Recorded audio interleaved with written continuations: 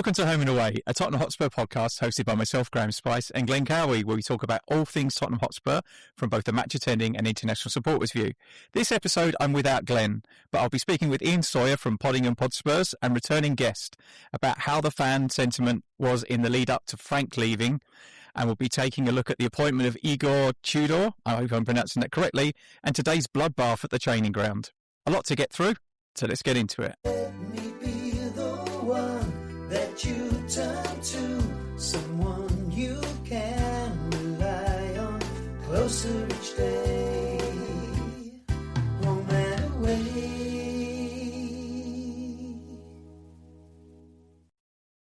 Ian, how are you? I'm alright. I'm enjoying this, 10, 12-day break from Tottenham Hotspur ruining my life, so it's been enjoyable. Yeah, it has. It's been lots of social media watching. It's not without a lack of things happening, I guess. I think it's been a busy period, but off the pitch. It's all been positive, right? It's all been good stuff. Like, in the period leading up to this, it was loss after loss or draw or disappointing thing. Like, Spurs fans on the whole got the thing we wanted, which was Frank out, a change of manager, a refresh behind the scenes. It happened too late, but I feel like that's been a real positive shot in the arm for the fan base. Yeah, I think, ironically, what I understand about the way that Paratici left is that he wanted to make a change in November, and that change was to bring in Igor Tudor. And in the end, he left because no one was listening to him, and they ironically did exactly what he was thinking about, but he'd already gone. So, very strange. I don't know. Anything that comes out of Paratici's mouth, I feel like I don't trust 100% because he leaks to the press himself, and I've got, whenever you tell a story, you're always the hero, aren't you? That's true. Yeah. No, these people aren't blind to the fan. The fans screaming at the players or Frank or whatever. Well, Vinay and Langer have been. I think they hear it. I just think that they think they're smarter than us. I think that's true. Picture, yeah. I wonder if there's a bit about Vinay that, in the same way he did this at Arsenal as well, right? Yeah. The first 2 or 3 seasons were a struggle for them with Arteta. So they really had, the supporters were really on his back for a long time because they were really a real slow start. Perseverance worked for them, but I think, if I'm honest, they had a better squad to start with. Even with the problems that he has refreshed the squad quite significantly and invested a lot of money. I don't think that any of the money we've invested has significantly made us better. I think we've had the squad as it is still probably weaker than the day that Harry Kane left. And Son, obviously, it was in his sunset of his years with us. So yeah, I think the two of them papered over a lot of cracks for a good few years.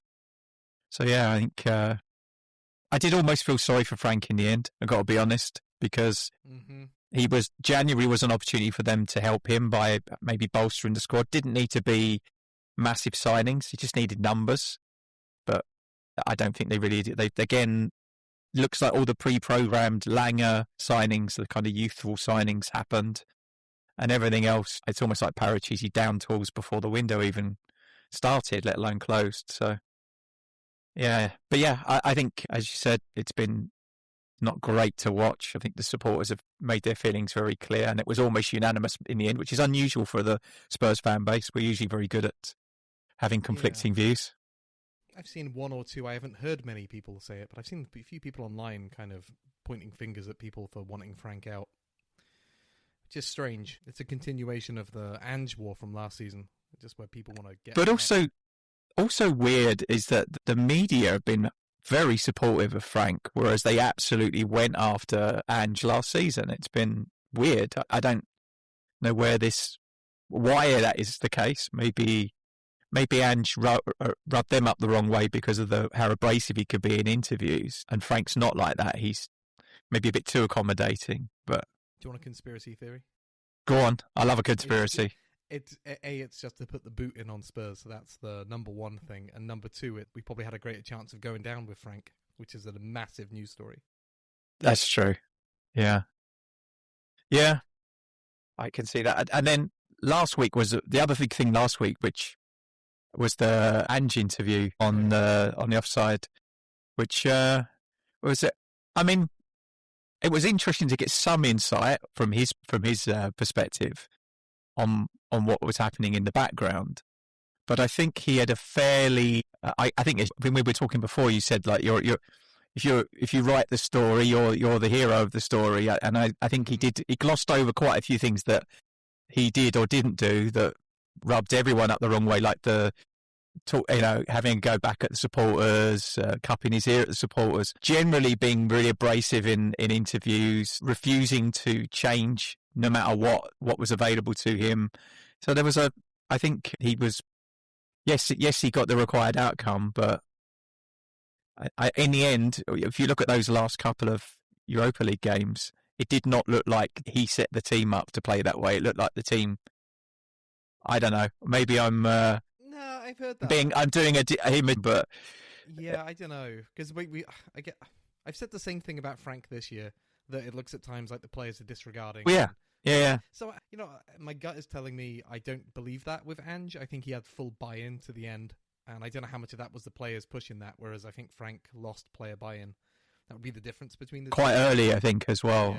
Yeah, I don't blame them either. If the stories about the Arsenal game are to be believed, where he was basically just bigging up the Arsenal team the whole time, and in the end, he said everyone needed to raise their levels, and then about 3 or 4 of them turned up late the next day, is pretty damning, right? Yeah, it reminds me a bit of we turned into mini Chelsea, where you'd always have this player power situation where the players knew that they would be around longer than the coach, and the coach didn't have significant ability to manage them. But coming back to Arteta in that regard, and Venkatesham's like persistence with him, I do think that an underappreciated aspect of Arteta is that he had come from Man City and he'd been soaked in that huge club environment with big players and managing egos and seeing how a big coach would manage them. He had a significant turnover in the early days of his Arsenal tenure, if I remember correctly. Whereas Massive. Frank doesn't come in with that. And I think that we saw that straight away. There's the story about him not knowing who was going to discipline the players because Brentford kind of spoon-fed him a lot of stuff. He's like a house cat. He didn't know, like, he thinks he's independent. Whereas we needed a tiger. Yeah, exactly. He doesn't realize how controlled his environment is to look after him. I think the way that Romero behaved, probably, I think he never really got to grips with him. I felt like because he basically did the same thing more than once, and clearly they didn't. Whatever they did to him the first time wasn't enough because they did it again fairly quickly afterwards. I mean, so you can't do that, but at the same time, I'm glad he did. He probably needed a good hard bollocking to get him in line. Yeah, and Frank, I just don't know what they did behind the scenes. I know he's the captain, but come on. Yeah. Drop him, do something. I'm not sure. And the club must have been angry because ultimately it was aimed at them rather than Frank specifically, wasn't it? Yeah, definitely. It's been an odd year. It's just another weird year. I mean, you started podding at the start of last season, and it's just like one non-boring weekend would be lovely, right? Yeah. Just a routine 2-0 win. Yeah, it's been a while, isn't it? Yeah. I think you're right. I think picked an odd time to get into podcasting. And coming back to that, you mentioned Ange, attacking the fans and the cupping and stuff. Frank continued this year. So people turn around and look at Spurs fans and they point fingers and say that we're ungrateful. And maybe, there's definitely a part that fans have played in giving back to coaches. But, I don't think there's been ones off that have been pretty terrible. But when you lose games, you're going to get feedback that isn't wholly supportive. Positive, yeah.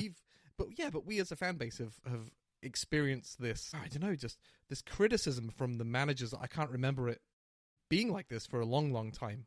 That, being called disloyal by Frank. Ange regarding the the Man City game. Yeah. Yeah. And it just, we've been sort of antagonized by our coaches, the most prominent figurehead and spokesperson of the club for 2 years. And at times when things weren't great enough that they really had a pedestal to talk from. Right? I think both times we weren't doing well. Those are the times when you probably think maybe I shouldn't pipe up. Maybe I should focus on my own problems and not on the fans. I need the fans at the moment. Yeah, a lot from us. A lot. It is from weird. Players. Yeah, and then you get into what the ownership wanted, right? Like, where did this decision to sack Frank come from? Like, we've heard that it was the Lewises or Enoch, and that just makes me worried about why Venkatesham and Langer persisted as long as they did. Like they Well, threw away the January transfer window they did. for this. You do wonder how they survived this. I mean, I can see them being around to the end of the season, but I don't see how Vinay and Langer really survived this. They're talking about bringing in another like a second director of football and having the same model with another person, which for me, I still don't understand how you make that work. I'm hoping that whichever manager we bring in has more of a say in how that's structured than they currently do. Yeah, it would be interesting to see if Poch if he comes in, has a part to play in that, because he was very adamant vocal. that he would be making those decisions, towards the end. He wanted that, and that's kind of why we got stuck with Ndombele. Yeah, true. Maybe we need to be careful about what we wish for. Yeah, exactly. So, season aside, it's been an interesting season for you. You also started a podcast since we were on with us last time. Yeah. Which I am a subscriber of and do listen to regularly, and I really love it. I think it's such a meta podcast to do a podcast about Tottenham podcasts is absolute genius, and I really like it. It's a great listen. Thank you. So, where did the idea come from? It came from our wonderful Blue Sky community. I can't remember why. I just posted something to the effect of, we need a podcast that summarizes the other podcasts after a loss so we don't have to listen. And it gained a little bit of traction. Yeah. Well, once you say it, you've got to do it. Yeah. Yeah, exactly. It just stuck in my brain. And I had some podcasters come back and say I'd listen to that, including Jack Hussey from Rule the Roost. And I thought, well, if somebody is seasoned as like reinventing his own, internet and podcast, performances, like Rule the Roost has changed since it first started like 15 years ago. Like I must be onto something. So I went out, I bought the microphone where I'm talking on now, and I recorded a really, really rough review of Last Word on Spurs, I think. Yes. And then, I remember it. It's been to the gas ever since, and it's been a wild ride. You've had some great guests on as well. I got lucky, I got hooked up with Mike Lee by. I love Mike. Yeah. Yeah, he was good by Dave from Grumpy Old Spurs. That was helpful. So it shows you how, like, you make friends in the podcast community and people open doors for you. I was on Rule the Roost with Jack. You had Flav on as well. I love Flav. I think he's a good all rounder. For me, he's as close as we got to a kind of Tottenham influencer, I would say. That's someone that I would listen to at least. Rather, there's a few that are a bit more bombastic. That are not really my cup of tea. There's the YouTube community who's really. Yeah. Well, I'm kind of part of that now, but I'm not part of that. It's been a lot of fun. I feel like I've managed to evolve it from just reviewing a podcast at 40,000 feet into something much more boots on the ground. It's nice. I tried it. Sorry. No, sorry. Go ahead. No. It's just I feel like my skill set is much more in review and reflection than in immediate responses. So you get me behind the mic to talk about a game, and I feel like I don't do as well as when I've had time to sit and compile and digest other people's thoughts into like a big picture. And that's what I enjoy doing. It's nice though that you have that kind of helicopter view of how is everyone thinking about what's going on at the moment in the Tottenham universe, but also on occasion you'll have an episode where you'll drill in on something specific, that you'll have a thesis and then you'll have a discussion about it with somebody, or you'll go through the data, and I really like that aspect of it as well. I think that makes it really interesting and keeps it and keeps it different. I mean, as you'll know from your podcast idea, it's as soon as you start going with it, you realize that there's a ton of different roads you can walk down. Like, it doesn't just have to be, in your case, like interviewing international fans about their experience on match day. You can get experts in. I think for your interview with the chap from, I want to say, Hong Kong on finances. No, David, yeah, that was like amazing episode. There's been some brilliant ones in there, but that one always sticks out in my mind as like, if you that's what you could do with the concept. It's really cool. I think recently we had Ben on, who was the Bundesliga. Yeah. That was quite interesting. Dortmund fan as well, but he was really interesting, and I've kept in touch with him. Interesting stuff going on there as well. But yeah, I like. It's been nice to have that. I've got a good one. Actually, I'm recording again after this week. It'll be a second episode this week. I have 2 people coming on from the Tottenham Hotspur Supporters Trust to chat with me. Doing it should be quite interesting. Yeah, I'm quite looking forward to that. So, also, was I going to ask you, how much? And I'm really interested because I listen to a lot of podcasts. How many podcasts and how much time do you have to spend a week to put together an episode? Don't tell my boss. So I think my record for like listening to a specific episode was somewhere in the 20s. And I listen to them at 1.5 times speed. I make notes. I'll listen sometimes to just a clip. Like I'll go in. Spotify has this really nice feature where it has auto-generated chapters. So when I was creating the Thomas Frank episode, like which was immediately out of date when I dropped it last week, I would go in and look for when there was mention of that, like of the tenure or something else, or the transfer window. I think that's what I was also zooming in on. So I'd go in and see like what were people's thoughts on transfers rather than the game. So I'll try to narrow down my search, but I always try to listen to like friends who make podcasts. So I always listen into Home and Away for that reason. That's the Game is About Glory, like people I like, because it's my show and I'll do whatever the hell I want. And that's the nice thing about it, right? Yeah. Yeah. I always try to hit the big five or which is whatever it is. Last Word on Spurs, Spurs Show, Extra inch, yeah. And there's one with Fighting Cock, and then maybe one more that it slipped my mind. The Games About Glory. No, I think who am I thinking of? Games About Glory, yeah, but there might be a fifth that I listen to. So I always try to hit those because they have such a big cross section. View from the Lane, was that? Did you say that one already? Yes, there we go. View from the Lane. Yeah, I knew it. Thank you. Yeah. I think I probably cover most of those at some point. Not consistently. I tend to dip in and out. There are some of the ones that are on all the time, like daily. Yeah. It just feels like they regurgitate, unless it's actual news where it warrants. There's some exchange from the day before, then I tend not to listen. But yeah, there's very few. I would say Spurred On is probably the best daily podcast because it does limit itself to 20 minutes. Barnaby does a good job of just coming and hitting you with something and then leaving, rather than trying to draw it out into like 3 hours of content. Yeah, it's like and and sometimes the links and the rumors are so tenuous that it's literally that looks like they just made a load of stuff up on the spot. And so it's not really. I think that's the biggest problem for me is that during those transfer window periods they can get a bit, and nobody knows what's really going on to any certain degree of certainty until it's either close or happening. So a lot of it's just noise, which I guess gets a lot of views and clicks, but yeah, not as much especially fun. Now, this January transfer window was especially sparse, but I think like Johan Lange has such a tight ship in terms of leaks that we got. Yeah, he's not very chatty, is he? He's not like Paratici, where we know exactly what's going on. Yeah, and I doubt Paratici was much involved this year. No, I'm pretty sure he was on garden leave. If it wasn't so cold here, I'd have said he was on garden leave, but or he might have been, but in Italy. Yeah, exactly. But so I try to hit those big ones, and I always try to give smaller pods that other people don't talk about a listen, because you never know what you might hear, especially if it's one guy behind the microphone just going at it.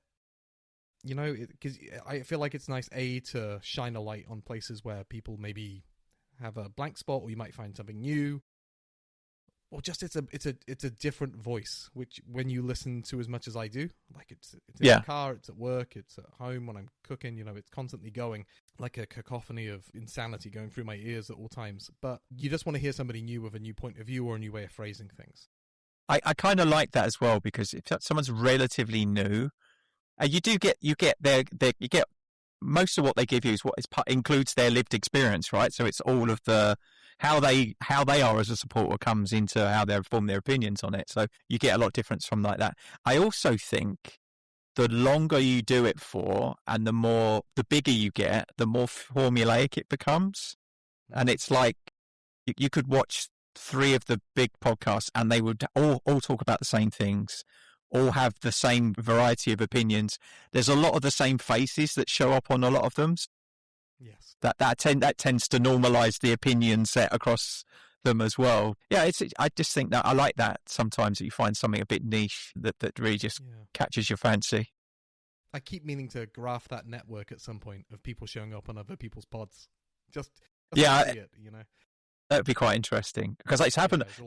I've noticed a few more have started up recently, like the Whistle Blows as an example, and it's just like the same 3 people on cycling themselves around different podcasts, which some of the content's good, and I like it, and there's nobody that I really detest. That I wouldn't listen to it if it was that bad. But sometimes you catch them. They have a good subject, and they got someone who knows what they're talking about, and it's an interesting listen. But yeah, it comes down to the character. You know, if they're all saying 75% of the same stuff, it comes down to like the 25% that they say that's unique, and also just who they are as a person. Like, if you like somebody who's loud, then that's fine, great. If you like somebody who's more, you know, reserved, considered, yeah, exactly. It's just different people. So that's why we have, you know, 120, 130 now. I think It's insane, right? Yeah. I mean, I think it's about half a dozen since the start of the year that I've been tracking extra. I don't know what to do with it. It's like, is it the 5? What's that one that Spurs 5? Yeah, that's another one that started. Was it December that started, or fairly recently? It's not a. It was back. It was like autumn last year, I want to say. Was it? Blimey, it's been going longer than I. It's like the Avengers of Spurs YouTube space. Yeah. Yeah. So yeah, a lot of big names on there, and I listen to it. I like they fight a lot, and I like how they fight. I mean that in a positive way. Like they hash it out. A lot of people go onto a podcast and they're not nice about their different opinions, but they don't necessarily really dig in and have that. So I quite enjoy a little bit of conflict in my pods.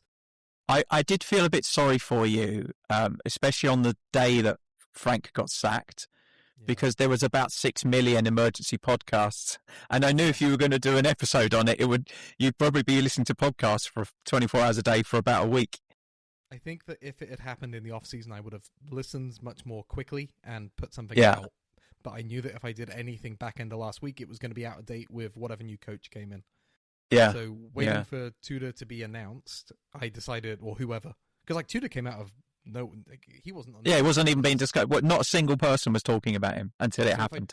If I put out an episode talking about potential candidates to come in, he wouldn't have been on that list on Friday. No, well, you can look at our last episode from last week was absolutely like that. We talked about every name you can think of in world football. It was a smorgasbord of names, and none of them being Igor Tudor. So everyone would have got a bit of egg on face on that one. I think he's a really interesting choice. I think that's. Make of it. I was going to say the good thing is you spent a lot of time reviewing other people's views on Tottenham as a whole. So from your own perspective, how has the season panned out? So what were your expectations at the beginning of the season? And then obviously I'm assuming they haven't been met so far. No, I thought we'd be top 8. I didn't think we'd maybe make top 6. I thought maybe we might get Europe, which I guess could be 7 or 8, right? Yeah, because like half the league now can qualify for Europe. So I thought we'd be in and around that sort of space. We'd maybe have a few games that we look good in, a few games that we'd look terrible in, but more often than not, we'd be kind of boring. I didn't expect the Champions League to pan out how it has. I actually thought that with his lack of experience of juggling top flight in Europe and domestic competitions, that we'd be out, or at least in the punishment round. So to be top 4 is incredible. Yeah, I'm really pleased we didn't have the extra games, to be honest. It's the one thing we didn't need, right? The extra 2 games. Oh my God. It's like the one that Frank did. Yeah, I think they're starting this week, aren't they? Isn't it? Tomorrow's the first of the playoff games. That sounds right. We'll find out who we have. One of my guests, Joao, who lives in Lisbon, he's also a Benfica fan. I think I'll be watching that one tomorrow night, at least some of it. The Benfica Real Madrid. They got them again after they beat them in the final seconds with the goalkeeper scoring. So that'd be an interesting one. Right? We're definitely drawing Juventus now. That would be quite interesting, right? It's got to be. Is the Juventus? Is it Galatasaray the other option, or? Yeah, that sounds about right. It's like Club Brugge, Galatasaray, Atletico Madrid, or Juventus. And that's the last time I saw it. But it's got to be Juve. Like Spurs is a club. Everything that happens around us is driven by narrative. It's not actually on pitch stuff. It's like this universal narrative around Spurs. Like the reason we won the Europa last year was because like Ange spoke it into existence. I think there's a lot of manifestation going on. Yeah. That the world gives you what you need at a time when you probably need it. That would be interesting. I mean, we owe them a win as well, right? Because do you remember we got knocked out by them under when Poch was manager the season before we got to the final, wasn't it? I think. Chiellini's famous history of the top. Yeah. Quote. Yeah. Well, I was there for that game. It was disappointing because we were winning, I think, and then we lost. Extra time, right? That sounds about right. Yeah, yeah. At Wembley. Yeah. Another one of those massively attended games at Wembley, which are Just bringing you all the positive vibes today, home and away listeners. it's kind of, I think when you think about attending some of those European games at Wembley, where I think we broke the record for the largest attendance, and it was over 90,000. Now we're like 20% empty for Champions League big games like Dortmund.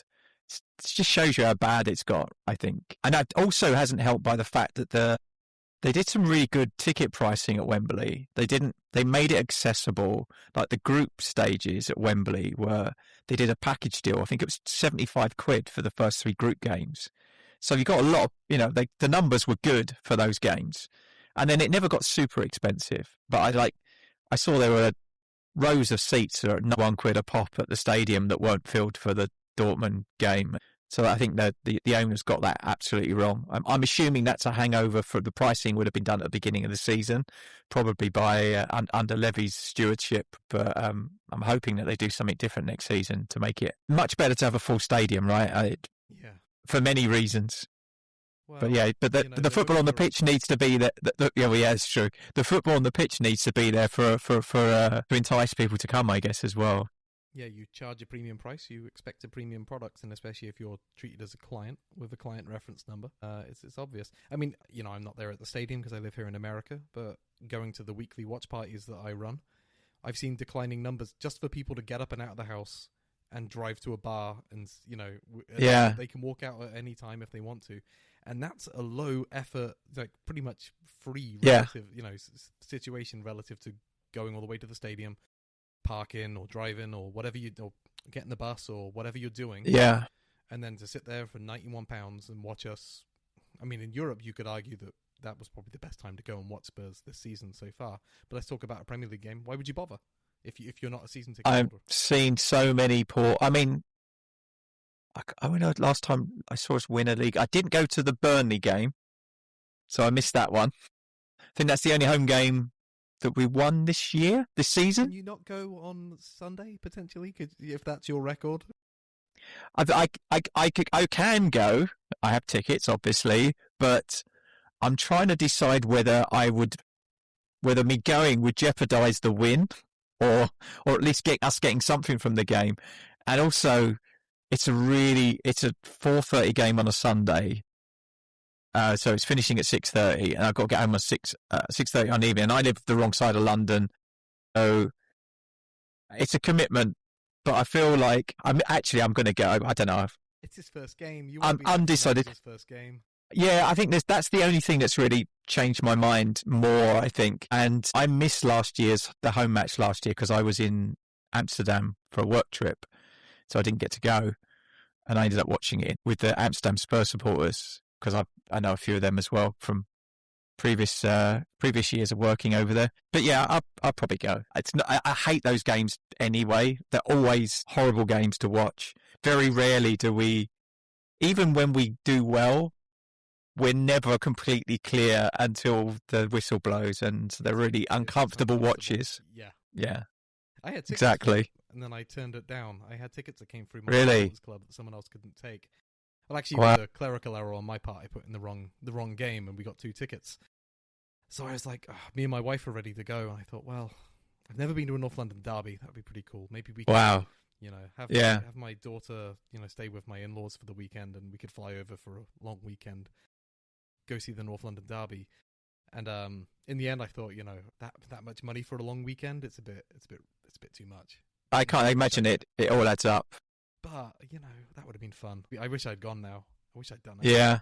Yeah, there was like a 3-hour period where I was looking at flights and thinking, I can do this. How much were the flights, just out of interest? Well, they were pretty cheap because it's like mid-February. So I forget. Oh, yeah, I guess. Yeah, less than 1,000 each. Fairly short. Okay. Which is not bad. Maybe even less than that. Yeah. Where'd you fly from Washington, or? Well, I could fly from Baltimore or Dulles. Okay. DC. Yeah, so there's 2 near me that I could use. So yeah, it was pretty affordable, relatively speaking, but yeah, it's still a lot of money for a weekend. Yeah, but it could have been. I've never been to a North London derby. I don't know when I'll be able to go again. I should have taken. Yeah. Anyway, I gave him. Well, let me know next season, because I'm assuming if Glenn's not over, then I'll probably have a spare. So if you wanted to come over for a weekend, we could probably make that happen. Yeah, I'm targeting some fixtures. We'll see. So I guess. Sorry, I was going to ask you. No. Having been to a number of North London derbies, what are you expecting on Sunday? I think I just want to see a lift.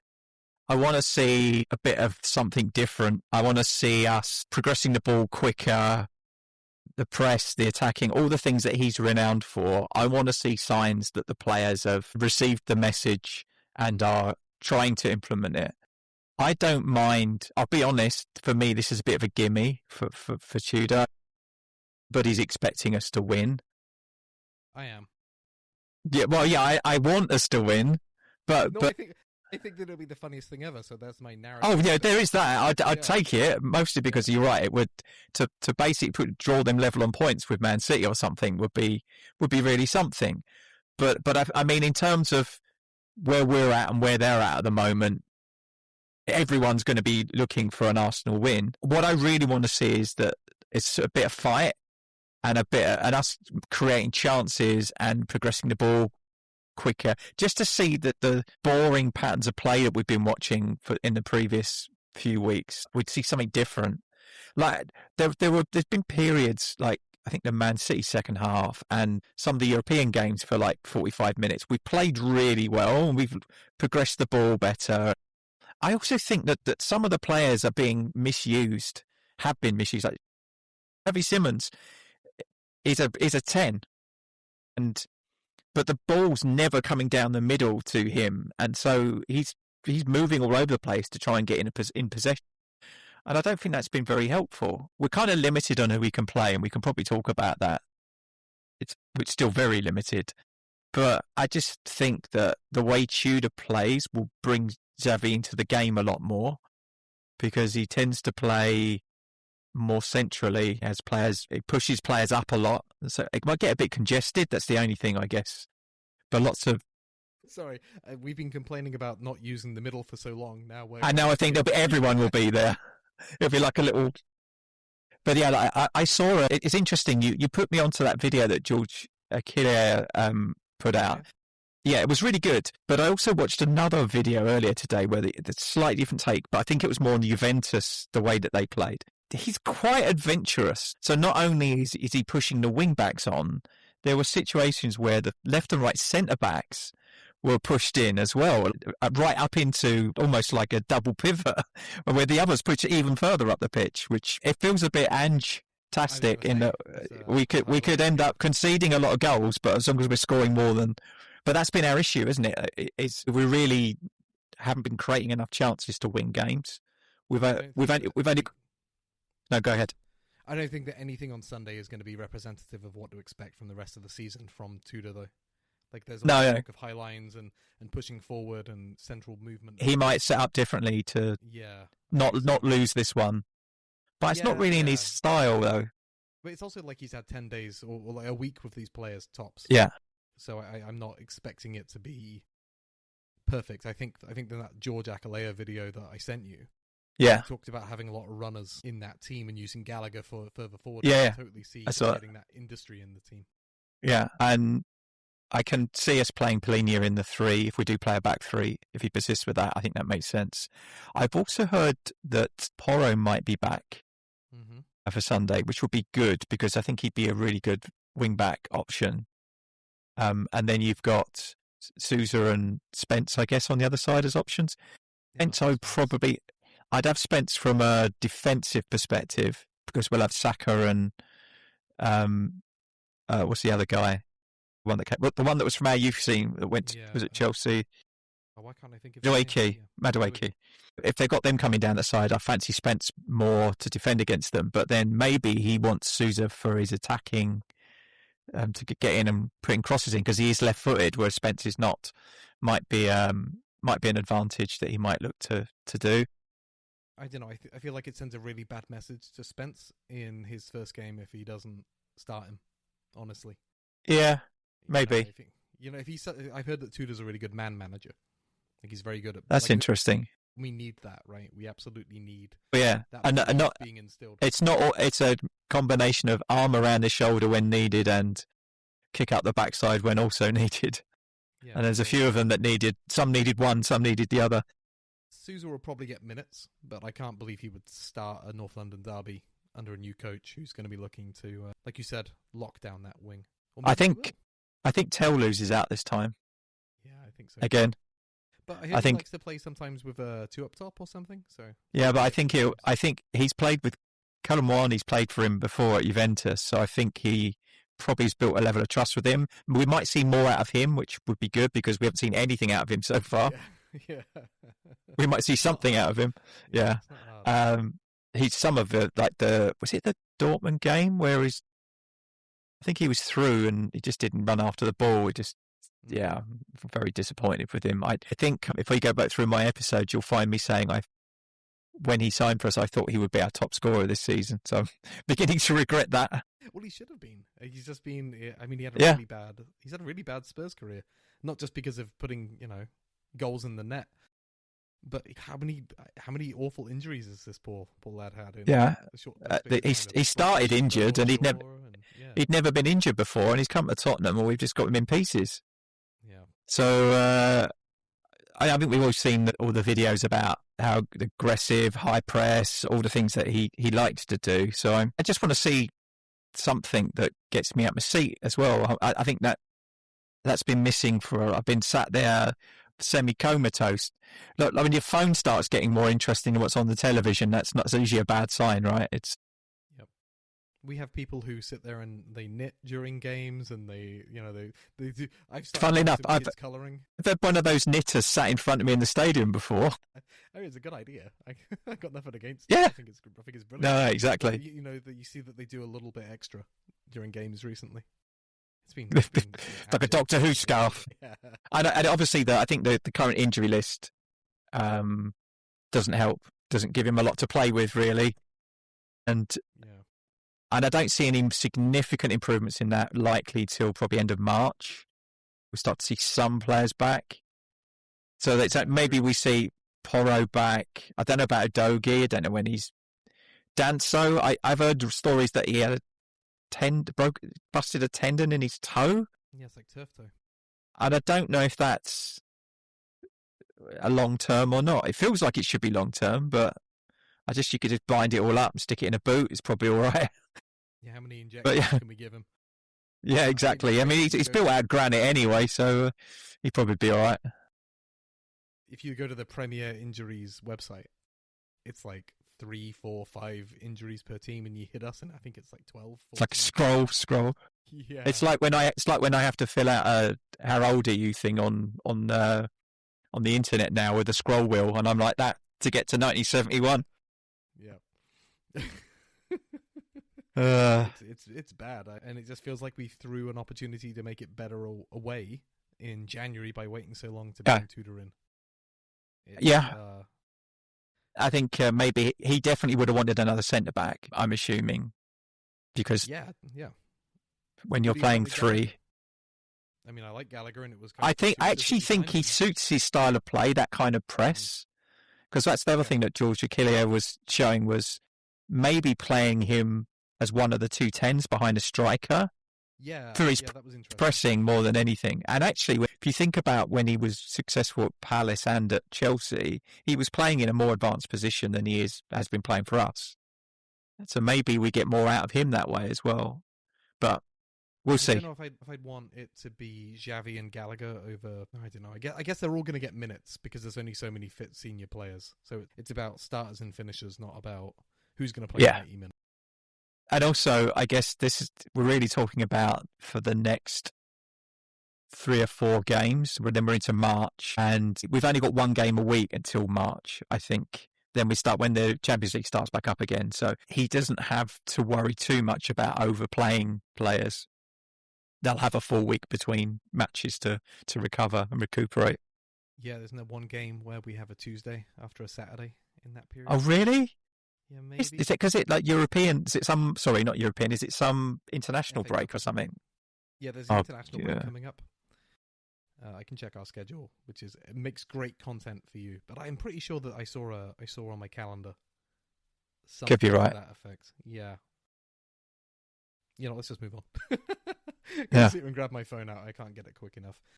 That's okay. But yeah, you're right. That's a good point. I think he'll need that training time, between games with the players, that chance to instill some confidence in them. Because I was listening to Flav talk. I think it was Flav on the lab talk to a guy who was like an Italian Serie A expert, and he was talking about his ability to build up players and how he came into a situation at Juventus where the players were being told that they weren't good enough, and et cetera, et cetera. And I was like, my God, this sounds like the Thomas Frank situation, where you've had these players being told that they don't deserve to be in the Champions League, that they finished 17th last season, and basically what Tudor came in was not a hype man necessarily, but he came in and told them, hey, you're excellent players, you can do better than this. And it just, I don't know who decided on Tudor. There's been the jokes that Paratici wanted him and they just went with whatever Paratici wanted. Maybe we should give some credit to Langer for sort of identifying him as a potential option. But he does feel very perfect for this moment for Spurs in a way that I couldn't have anticipated last week when Frank went. I think that's it. It's only when you look at his history and the kind of roles that he's taken, and he's done this kind of thing several times, right? It's like he's like a in case of emergency break glass kind of manager. He seems to have made a good career out of it. It hasn't stayed anywhere for any significant period of time. It kind of, I guess, maybe all the hype wears off after a while in the dressing room, and they stop. Maybe they stop listening, or I don't know. Maybe it doesn't matter. He's only got to get us to June, and he needs to get us at least another 9 points, and then anything on top of that is window dressing, as far as I'm concerned. Just for some context, I think the last 12 games we picked up 10 points. So worst case scenario, just do what we're already experiencing. Yeah, and we'll probably. That's pretty good. Consider it doesn't feel like that, does it? That's the weird thing. I think it's 10 from 12. So we had the Palace game and stuff like that. Yeah, we beat Palace was the last win, right? Yeah, probably. And then we had one in January, which is the Man City, or was that this month? I've lost track. Yeah, I don't know. It's not been a lot anyway. No, I think that the one thing that saved us last week was the late Sesko Man United goal, right? Otherwise, we'd have been 3 points off bottom, not 5. So I think I said to Glenn last week that I don't think Sesko buys a pint again in North 17. I think whenever he's in town, drinks are on us, because it could be the difference between us going down or not. And that's what worries me. Is you look at if you're a seasoned Premier League watcher, you know the characteristics of a team that pulls himself out of a relegation fight. West Ham are showing all of those signs. They've signed new players. Yeah. They're putting together wins over relegation rivals. But I look at us and I think we're doing the opposite. We didn't sign anybody back from Gallagher in January. We're on a losing streak that we can't turn around. We didn't sack our manager soon enough. And we're losing to relegation rivals in West Ham. Yeah, we don't have that many of them left, do we? We got Forest. I think we still got to play. It's the only one. But I also think Forest might be in trouble. I hope so. Because, let's be honest, if you wanted someone to keep you up, Dyche would have been the guy. And I don't understand that. For me, it's a crazy decision to get rid of him at this point of the season. He would guarantee they would be in the Premier League next season. You might not like the club. Yeah, you might not like the football, and I'm sure it's not particularly attractive to look at, but you get to a point in the season where things are going so badly. I think if someone had said Sean Dyche is coming to manage Tottenham to the end of the season, I wouldn't have liked to watch the football, but I would have thought, well, that's a sensible move to try and get us to the end of the season and pick up enough points. And you would think he would do that. So yeah, but with now they've got. I mind you, Perez did save Wolves last season, didn't he? Yeah. And then he got sacked. But I mean, the players have now. That's the fourth voice that those players have heard in the space of a season. It's just demoralising, I think. Must be a bit tedious, like constantly changing. Everything changes every couple of months. So yeah, I mean, it must be. We need that 6-pointer. Think about what Gibbs White must be thinking after all of the shenanigans in the summer. Yeah, poor guy. Never mind. Yeah, right. I feel for him a little bit because I imagine he was. I think he was bullied. Signing it. Yeah, exactly. having a bit of a difficult pregnancy, and there was a lot going on. I think he wanted to come to us, so I've got no ill will towards Gibbs White, as long as he doesn't score against us in early April. Yeah, I think also, though, the biggest problem with that transfer is I don't think it took us a long time to recover from him not coming. It's almost like he was the missing piece in the jigsaw. And once it didn't happen, we seemed to fumble around in the transfer window for quite a long time before we ended up with Xavi. It was a month, and I think, wasn't it? yeah. And so everyone was like, well, do something, do anything. Yeah. Yep. So that's been the story of the season. Do something, do anything. Yeah. Change something, buy somebody, do something. And I think that, ironically, I felt like Frank gave the lesser teams too much respect. Like, we set up to nullify teams that we should have been trying to steamroller, and that we had better players and we should have imposed ourselves on those games better and gone out for the win rather than playing not to lose those games. And then you set up differently for the big games where you maybe need to, defend a bit more and then maybe take your chances when you do get them. But actually, if you watch the style of play, it's very, very much the same. It's that the ball goes out wide. He's always feeding the wings. And so you could almost, which is not that different from, apart from starting a lot deeper, it's not that different to Postecoglou, really. He was also get the ball out wide and cross the ball, but it was more cutbacks than sort of like direct crosses. It was cutbacks into dangerous zones rather than like speculative hoofing it. But it was still a lot of wide play. Yeah. Ironically, it was wide play, but he didn't have the wide players to play it. He had, apart from his son, was kind of on a downward trend, and and then with Johnson scored a lot of goals, but he was pretty ineffective as a wide player. Yeah. I mean, he did evolve a little bit. Like his full-back inversion was less over time, probably because of injuries and whatnot. So yeah, I guess he went a little bit wider in season 2. I mean, when was the last time you remember Spurs really opening themselves up and putting their foot on the gas? Like the women won 7-3 against Villa on the weekend. I can't remember the last time I thought that Spurs. I guess that Southampton game in Postecoglou's. Yeah. Was that his second season? Yes, it was. I think isn't that the game? I think there's a good pub quiz question around that, because we got 2 Southampton managers sacked that season, but they played us and they sacked their manager twice. There's Russell, the bloke who ended up at Rangers. I was going to say Russell Brand, but it's not him. Definitely not him. Yeah, that guy. And then I can't remember what the second one was, but yeah, we did it. But yeah.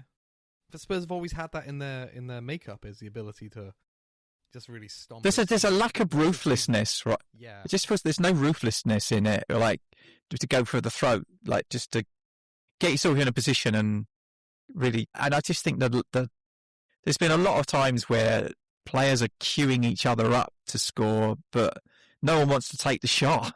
It's just like too much passing around and trying to score the perfect goal, when sometimes I think you just need to shoot more often, get shots on target.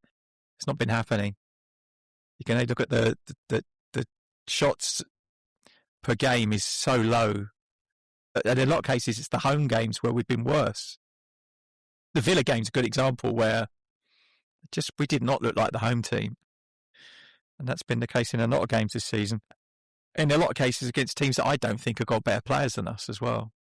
Yeah, I know. I feel that's the cognitive dissonance of being a Spurs fan at the moment, is you see the performances and you think, well, this team must be awful. And then I look at the players and I think, but I know that they're not.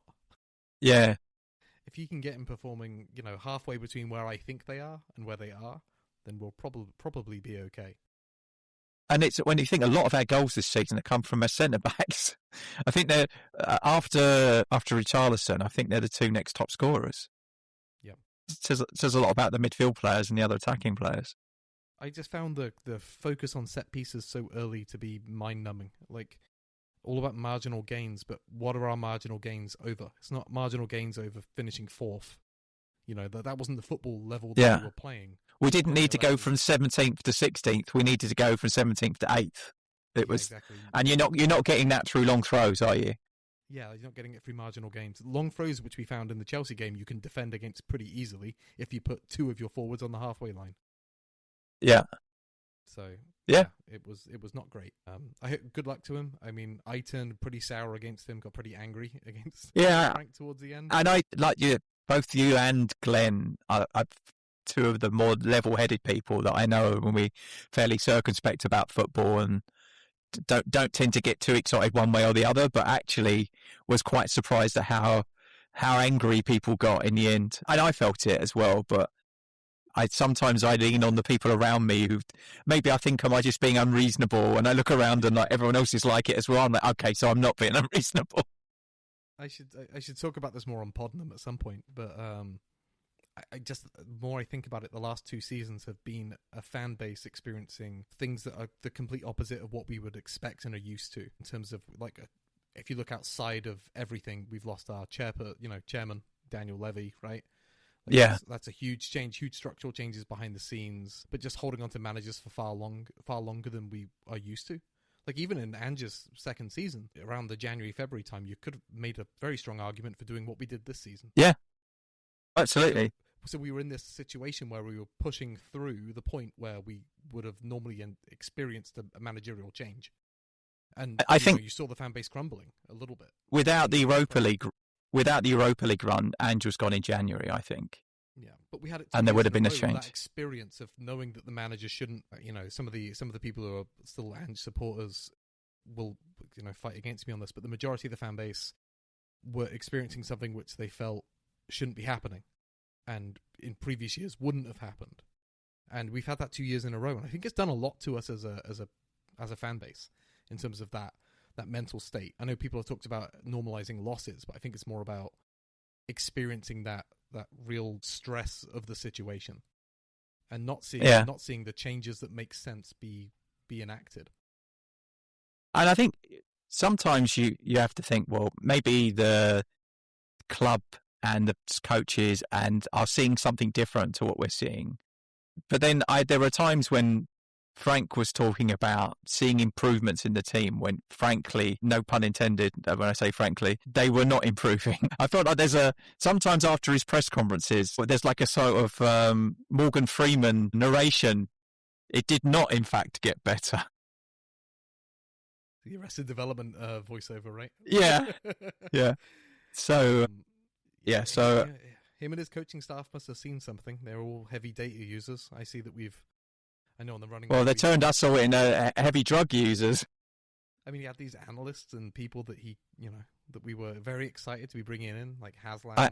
I feel a bit sorry for that Joe. What's his name? The data analyst guy. Yeah, the video guy. Right? When I watched the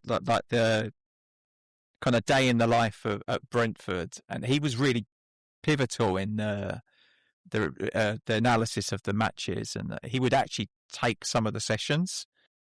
Frank used to do it, and then he just would let him do it. And I thought I like that, and I like the look of Cochrane as well. Even in the early training sessions with Tottenham, I thought I feel like this looks good. Like, it looks okay, but I guess it doesn't matter how good the coaches are if you're setting the team up to do something specific that doesn't work. Doesn't matter how many times you train them to do that, it's still not going to work. And I feel like that's where we got to. I think the players. I guess it's difficult, right? Because like whenever someone gets the sack, all these stories come out after the fact, right? No one's brave enough to say that stuff when they're there, and all these stories come out. Oh, well, the players were really frustrated and didn't understand why we were setting up so negatively against teams that we felt like we should be winning against, and but that could be good coaching, but you could be good at your job and still not get the right outcomes, right? So I'm sure those coaches will go and do a good job somewhere else for another team. It's just not Tottenham. There's a lot to be said for square pegs and square holes and round pegs and round holes, and I think that Frank was a square peg and Tottenham was a round hole, and his tactics the same with the players. Like, I think we were a corkscrew head. There was absolutely no way that we were a good fit. Yeah, and same with these players. These players were signed to compete for top 4, and there's a style they likely expected, and we're not playing that. And as you slip down the table, I feel like their mental response is going to be different to another team who are more braced for, competing in the bottom half of the table. So I think Frank had an uphill struggle. The more time went on, the more that the losses racked up. Yeah, because this was not a squad put together to compete in a relegation battle. They did not have the stomach for it, and which is why we needed to shake it up a bit. We need to get points on the board before we're already looking over our shoulder, but before we're up to our necks in it, which could have happened fairly quickly. Could have been 2 weeks. We could have been, down at the bottom 3. Could have happened. I hope that's not the case now. I really do. I'll point people to remember what we heard about Frank when he first came in, because there was a lot of positivity. There was a lot of that excitement about a new coach and improving players and all that stuff. Again with Tudor, so just temper the enthusiasm. A little grain of salt, because this is what always happens when somebody comes in. The hype machine and the YouTube and podcast space come in and create content where they're saying, "Well, this guy is great. He's done this at Juventus. He's done that. He's built the players up." I was watching a TalkSport video earlier, and it was a guy who used to play for us in our academy, William Troost Ekong. He used to play for him at Udinese, and he was bigging him up. But like they're pulling up whatever positive voice they can now, because they know that Spurs fans are going to eat it up. So like you said, temper our expectations. Yeah, I think it's like the start of a new relationship with a girl. Like, oh, she's brilliant. This is Sunday's our first date. Yeah, exactly. So don't order the garlic bread. So I guess that we shall see. I think another interesting week in the Tottenham sphere. I guess it's what a season again. I will bite my left thumb off for a boring week. Yeah, I'd take a draw now, and then a week where nobody gets injured, and maybe 1 or 2 players come back. And just check off, that 10 points, make it 9, that we need to probably stay up and just... Yeah. And just have the mental comfort of knowing... I might set up a countdown clock for the points needed, like a totalizer. It's tempting fate, though, isn't it? Yeah. Could be fun, though. Okay, so where we're at now, what you've heard about Tudor, how many points do you think he'll get from the remaining 12 games? I had a look at the matches. I could see 4 games that I thought we should get some. So it's Forest, Palace, Fulham, Leeds. Haven't had a good record against Fulham over the last few years. No, we haven't. You're right. But again, if you're serious, those are games we should be getting points in. Yeah. Still a home game against Leeds to go, I think. Yeah, we should win that. Who else we got? We've got Everton still. Yes, because we played them at the Hill Dickinson, so they'll come to our... Yeah, at home against Everton, maybe. Yeah. Should get something out of that. I know Everton are decent this year, but... I think so, and then maybe we get a point off of somebody else, like we've got Liverpool, haven't we? Arsenal, Liverpool, I forget the others. But Chelsea. I don't know. Have we got another Chelsea game? No, I don't. We've played them, haven't we, twice? Have we played them twice? Okay. I hope we have. I don't want to play them again. I mean, what we got? Probably 6 home games. Just a bit like the Champions League. Where you can try to win your home games. Yeah. Well, but then that's been the issue, isn't it? We've been winning more away from home than we have at home. Actually, if you on home form, we should be bottom, I think. Dreadful. Yeah, which is really something. Maybe that's something that if he can turn the home form around, get the home stadium rock in, and get the support, supporters off their seats, give them something to shout about. I think that will lift the players as well. So it could be could be the boost that we need. Or we could do 6-0 against Arsenal. It could be, but I think the supporters will start out with good intentions, and they will support the team. Yeah, and I think Sunday's a bit of a free hit because he's going in. He's inherited a broken team halfway through the season, and his first game is against Arsenal. He's not going to have to do much to impress the fans compared to what they've been watching. Who was the last coach to take over? I swear there was somebody in the last 15 years who took over, and first game was against Arsenal. I know Redknapp had one early. Was it? It wasn't Ange, was it? Maybe it was early on that he took over halfway through the season, and his second or third game was the North London derby. Might have been Redknapp. So Jose was West Ham was the first game, right? Which we won. Conte took over after Nuno, right? Yeah. So that was mid-season as well. Maybe it was him. Was it Conte? Could have been. I thought there was somebody.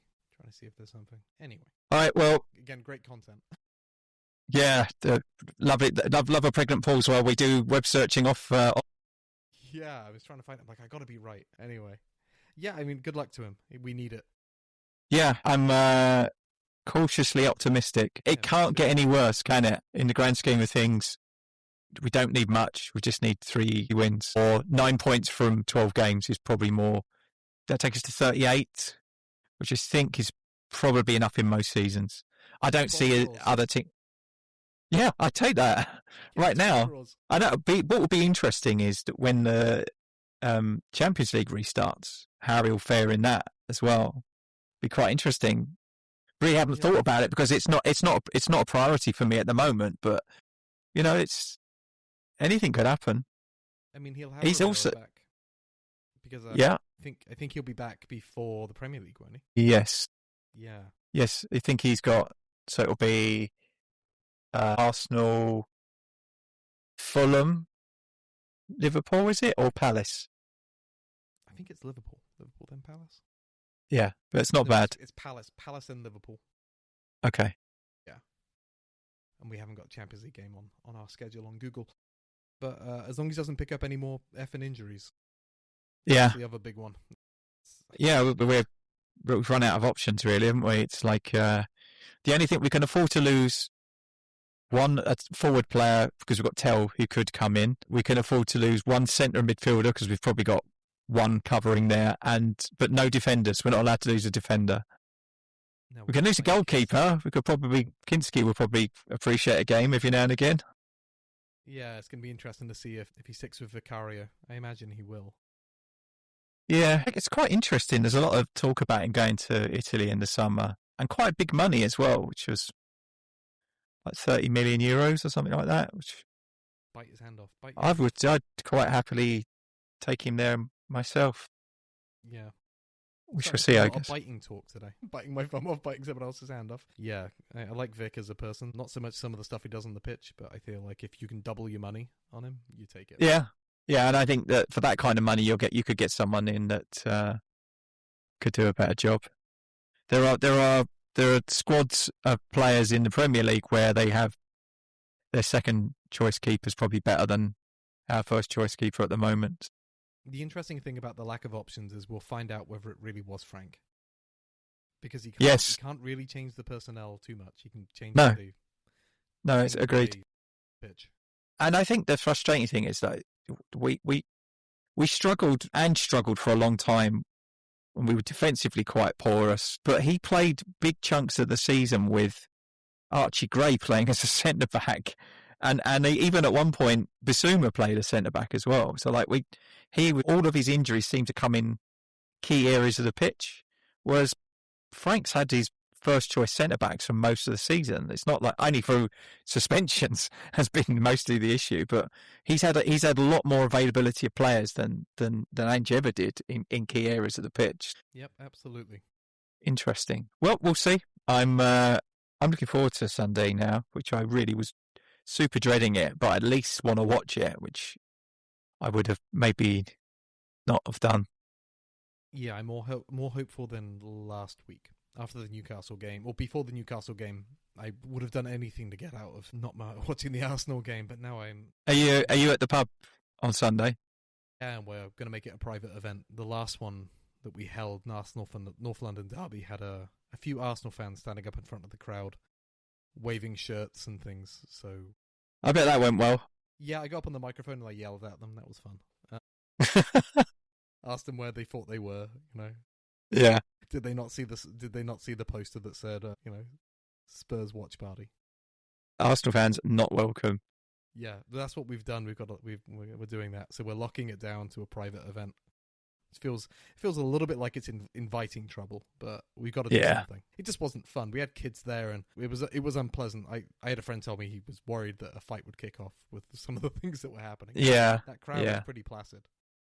Yeah. 50 Spurs fans and you prod them enough, eventually they'll fight back, right?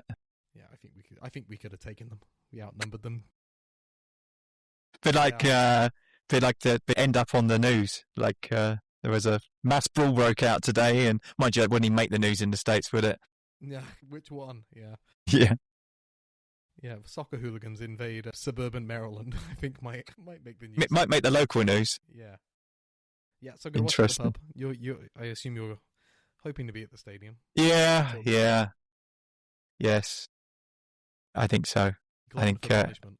going to see who wants to go with me. I haven't got to be on my own otherwise, and I could probably do some moral support. I'm sure that you'll find takers. Yeah, it's been a struggle this season. Yeah, I mean, this is a big game, though, right? It's Yeah, true. there's a bit of hope. It depends on how positive people are and how much of a lift that people think that Tudor's going to give us. And hope they're as positive as I am that we hopefully will see a rise out of the players. Yeah, I'm going to be interested to. I think I'm going to save any kind of analysis on Tottenham until next week to get like a before and after North London derby comparison.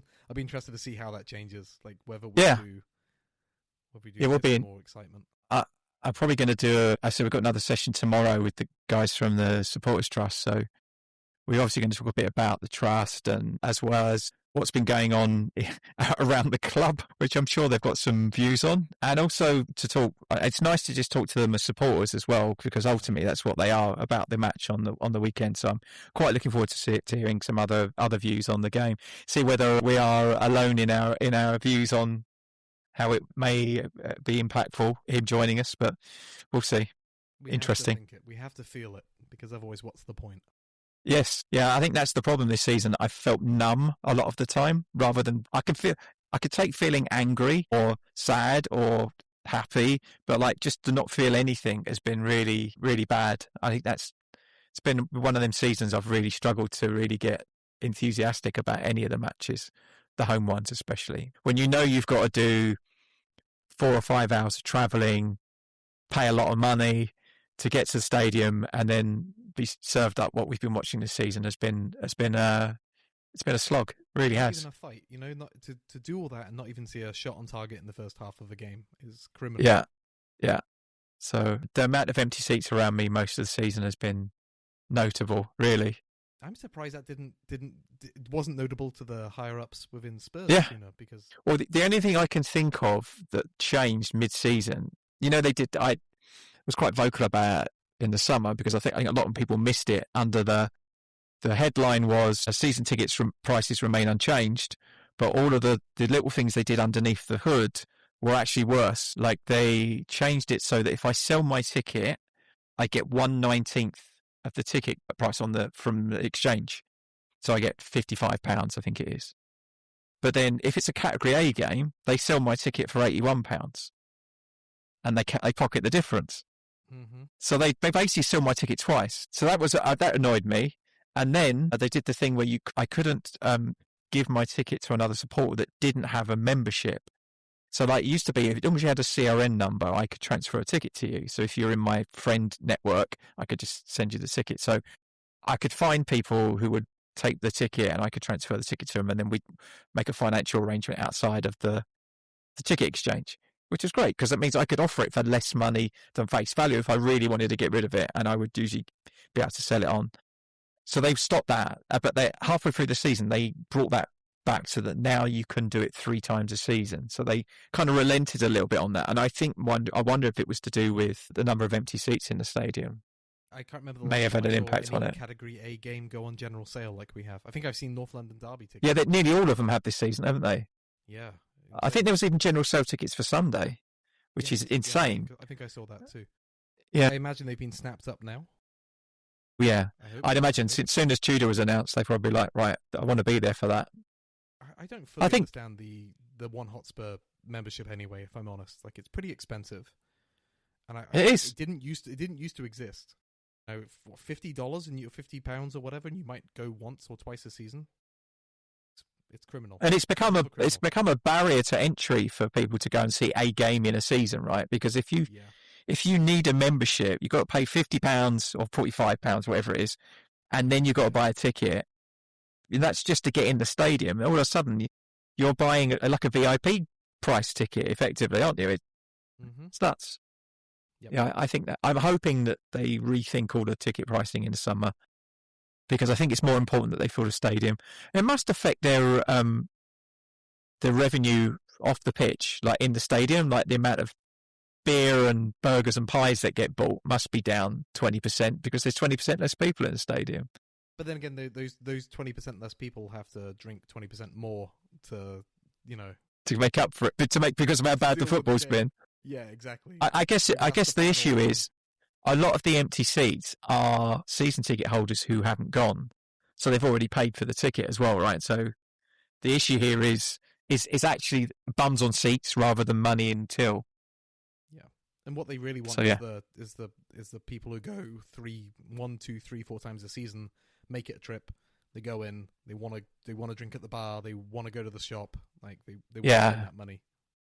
Not the regular season ticket holders who go to the pub around the corner and walk in the stadium 2 minutes before the game starts. Yeah, because they don't want to give them any more of their money. Yeah, so it's also a better atmosphere. Yeah, I expect that they'll just freeze season ticket prices. Well, you would hope to do something to, like, apologise to the supporters for all the crap they've had to watch this year. But I think they're pretty oblivious to that, aren't they? I wouldn't be surprised if they went up again. Yeah, exactly. It depends. It depends whether or not they can announce Poch if he's coming in before or after renewals. Yeah, that'd be one. Yeah, that'd be big. Whether or not he'll be allowed to do that, I don't know what his contract with the USA says. No, I don't know. But we shall see. Mm-hmm. Well, one thing's for sure, it's not going to be a dull 12 matches. I don't see it.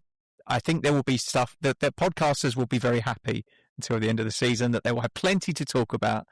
Hopefully some positives to go with the negatives that we have been having to talk about, but we shall see. I just want something. And you'll be there to analyse all of our psychoses and issues that we've got from watching Tottenham as well, and see how whether there's any uptick in general feeling. But I'm hopeful still. I'm pleased that we did something, even if it was late. I felt like we were sleepwalking our way towards a relegation, and I'm old enough to remember the first time. Just about. I was 6 at the time. So it didn't affect me in the same way it would do now. And also, getting relegated in 1977 was not the financial impact that getting relegated in 2026 would be. And the fact that you would lose all of your best players. They would all go. I'm assuming a lot of them have relegation release clauses, and actually we wouldn't have the finances to support them from the championship. Somebody like Spurs or something to do a fight. If we are really that close to relegation, financially, how many players could we afford to keep for one season to get us back up? I'm assuming like £200,000 a week is no go, but £100,000 a week, could we sustain that for one season? Is the parachute payment enough to support the wage bill for 1 or 2 seasons? Let's hope we don't have to worry about it. Yeah, I don't really want to consider it. I mean, the thoughts of doing a podcast about Preston North End away or something similar doesn't fill me with joy. We'll I might get to go and see more games, away games, which will be that's the one thing I really want to have a conversation about. Away fixtures and the ticketing and the loyalty point system, because I think there are a small number of people with all the loyalty points going to all the away games, and that there are large percentages of season ticket holders who just never even get a sniff. I got one of the pre-season games was QPR, I think, if I remember rightly. I couldn't get a ticket for QPR away as a season ticket holder. I didn't have enough loyalty points to get a friendly match against QPR. So that's insane. And I can understand that you want the most loyal people to go, but you need to give some tickets to people who, I think those away games, the atmosphere is very different, and I would so I'd like to take my sons to a game, but yeah, very, very, very weird. So you'd advocate I think that's a cap of some sort, five away games per season. Yeah. No, that's a podcast episode for another day. I think we've probably spoken enough, and I appreciate you coming on in. It's been good chat. Looking forward to your next episode, which sounds like it'll be a humdinger because it'll be like a week in the life of Tottenham Hotspur with all the things that have happened in that week. I've been considering doing a daily pod just to try it. I have this idea of just trying out the different types of podcasts just to experience them. Yeah. I've hosted a couple mini panels. I do the talking head thing. I haven't done a reaction pod yet, and I haven't done a daily. I did one live with Josh. We did it for the summer transfer window closing, which was quite interesting. And he's really good. He's really good on the stats, and his knowledge of football is pretty good. So he's quite handy to have around. And we talked about doing it for the January window, but nothing happened. It would have been an hour of me poking the screen saying do something. But yeah, never mind. Appreciate you coming on, Ian. Love to have you on again. I look forward to your next episode. I will put a link to your podcast in the description of the video as well, so people can come and listen to you. And appreciate you coming on. Thank you very much. Yeah, thanks for having me. It's always a pleasure. I mean, you were my first Spurs pod I think I came on. There you go.